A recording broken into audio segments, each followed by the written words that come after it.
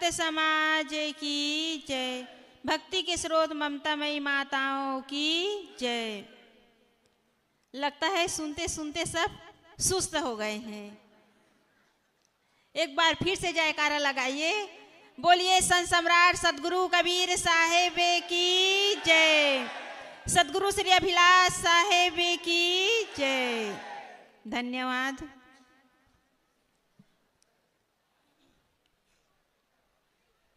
परम पूज्य परम श्रद्धेय गुरुदेव जी, वंदनीय संत समाज, उपस्थित परम सम्माननीय सज्जन वृंद, भक्ति के स्रोत ममतामयी माताओं, भाइयों एवं बहनों, सदगुरु कबीर साहब जी की एक साखी है और साखी के आधार पर मैं अपना कुछ विचार प्रस्तुत कर रही हूँ। सदगुरु कबीर साहब जी ने कहा है, तंत्र मंत्र सब झूठ है, मत भरमो जग कोय, सार शब्द जाने बिना कागा हंस न होए। सदगुरु कबीर साहब जी कहते हैं तंत्र मंत्र सब झूठ है। जितने भी मंत्र हैं, पूजा पाठ हैं, व्रत उपवास हैं, यज्ञ हवन हैं, ये सारे झूठ हैं और इसी में सारा संसार डूबा हुआ है। अंधविश्वास, कर्मकांड, गलत मान्यताओं और अनेक प्रकार के झूठी कल्पनाओं में मनुष्य उलझे हुए हैं। आज विज्ञान कहाँ से कहाँ पहुँच गए, लेकिन मनुष्य मानसिक रूप से अभी भी अपाहिज बने हुए हैं। वे चाहते हैं कि भगवान हमारा दुख दूर कर देगा। भगवान सर्वसमर्थ है, भगवान सर्वशक्तिमान है, लेकिन कहाँ है भगवान? संसार में इतने अत्याचार, दुराचार और इतने अनैतिक कार्य हो रहे हैं, उनको दूर करने के लिए भगवान क्यों नहीं आ रहे हैं? कहाँ है भगवान? लोग गलत मान्यताओं में उलझे हुए हैं। मंत्र जाप करने से, पूजा पाठ करने से किसी को कुछ भी मिलने वाला नहीं है। अभी आप लोग यहाँ पंडाल में बैठे हैं और आप लोग मंत्र जाप करिए, जय श्री राम या जय श्री कृष्ण, और कहिए कि हमें भोजन मिल जाए, तो क्या भोजन मिल जाएगा? अभी संत लोग, भक्त लोग कितने मेहनत और परिश्रम करके भोजन बना रहे हैं, तब आप लोगों को भोजन मिलेगा। तो मंत्र जाप करने से, पूजा पाठ करने से ना आपका दुख दूर होगा, ना आपको स्वर्ग मिलेगा, ना आपके जीवन में किसी भी प्रकार का कोई विकास होने वाला है। गलतफहमी में मत रहिए। आप वास्तविकता के धरातल पर आइए और सही और गलत क्या है इसका निर्णय करिए। मंत्र जाप करने से न भोजन मिलेगा, न किसी को धन मिलेगा, न किसी को पुत्र मिलेगा, न किसी को नौकरी मिलेगी, न किसी के घर में कोई कलह है, अशांति है, वो दूर होने वाला नहीं है।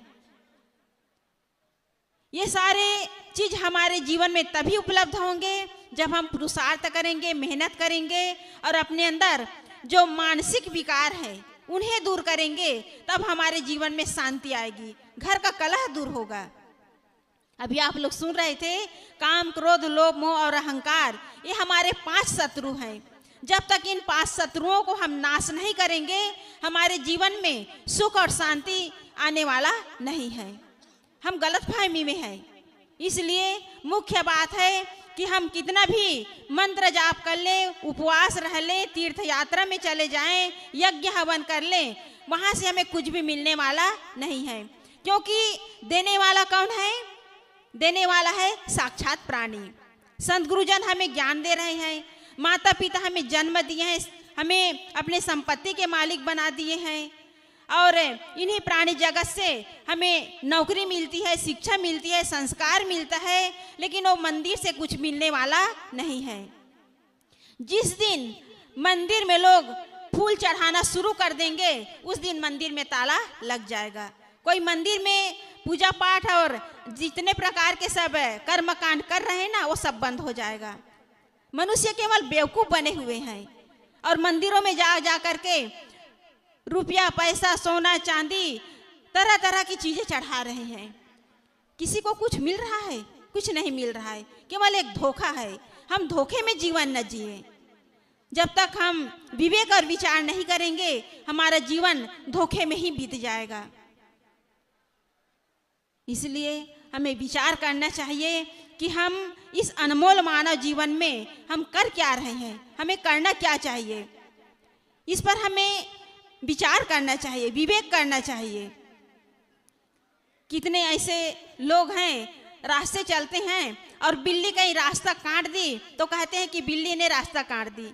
अब कुछ न कुछ अपशगुन होने वाला है, हमारे कार्य में कुछ न कुछ अवरोध आने वाला है। लोग धारणा बना लिए हैं, लेकिन लोग यह विचार नहीं करते कि हम ही कितने लोगों के काम में अवरोध डाले हैं। कोई धन के लिए, कोई पद के लिए, कोई कुर्सी के लिए, तो कोई और किसी चीज के लिए पता नहीं कितने लोगों के साथ छलपूना व्यवहार किए हैं, अनैतिक ढंग से व्यवहार किए हैं। नीचा दिखाने के लिए, समाज में परिवार में नीचा दिखाने के लिए पता नहीं कितने कितने षड्यंत्र रचे हैं। बिल्ली तो एक विवेकहीन, उसके अंदर कोई विवेक और विचार नहीं है, एक प्राणी है। लेकिन आप विवेक संपन्न प्राणी होकर के भी दूसरे के कामों में अवरोध डाल रहे हैं, दूसरों को नीचा दिखाने का कोशिश कर रहे हैं, तो आपसे तो अच्छा वो बिल्ली है, आपसे अच्छा वो बिल्ली है जिसके अंदर विवेक और विचार नहीं है। लेकिन आपके अंदर तो विवेक और विचार है, फिर आप मनुष्य होकर मनुष्य के साथ मनुष्यता का बर्ताव क्यों नहीं कर पा रहे हैं? आप ही अपने भाई बंधुओं के साथ ये गलत बर्ताव क्यों कर रहे हैं? नीचा दिखाने के लिए, उसे समाज में गलत ठहराने के लिए, ये सब क्या है? ये सब धांधलेबाजी क्या है? इसलिए हम सब विचार करें कि इस मानव जीवन में यदि हम आगे बढ़ना चाहते हैं तो हम पूजा पाठ, मंत्र तंत्र, व्रत उपवास को छोड़कर हम सही चीज को समझने का प्रयास करें। पूजा पाठ केवल एक सात्विक भाव है, पूजा पाठ एक केवल भक्ति का पहला स्वरूप है। लेकिन यदि हम पूजा पाठ करते करते हम सोच ले कि हमारे जीवन में हमें मोक्ष मिलेगा, स्वर्ग मिलेगा, तो कभी होने वाला नहीं है। इसके लिए हमारे मन में जो गलत आदतें हैं, गलत वासनाएं हैं, गलत विचार हैं, उनको दूर करना होगा। तब हमारे जीवन में वो सुख और शांति आ सकती है। लेकिन लोग जो है गलत ढंग से अपने जीवन को खो रहे हैं। कितने लोग भजन के माध्यम से कहते हैं कि कभी राम बने के, कभी श्याम बने के, चले आना प्रभु जी चले आना। तो भगवान कहाँ है? और वो राम बन के और श्याम बन के यदि आएंगे तो समझ लो कि वो बहुरूपिया है। क्योंकि जब खेल खेला जाता है, नाटक खेला जाता है, तो उसमें ओरिजिनल पार्ट नहीं रहता। उसमें लोग जो है बहरूपिया बन करके काम करते हैं, ओरिजिनल पार्ट नहीं होता। उसी प्रकार यदि भगवान कभी राम बन के कभी श्याम बन के आ रहे हैं तो समझ लो कि वो बहुरूपिया है। क्योंकि राम और श्याम यदि आप चाहते हैं तो आप अपने घर में पैदा कर सकते हैं। अभी सुमन साहब जी कह रही थी कि आप अपने घर में ही सब कुछ प्राप्त कर सकते हैं, स्वर्ग सुख शांति अपने घर में ही प्राप्त कर सकते हैं।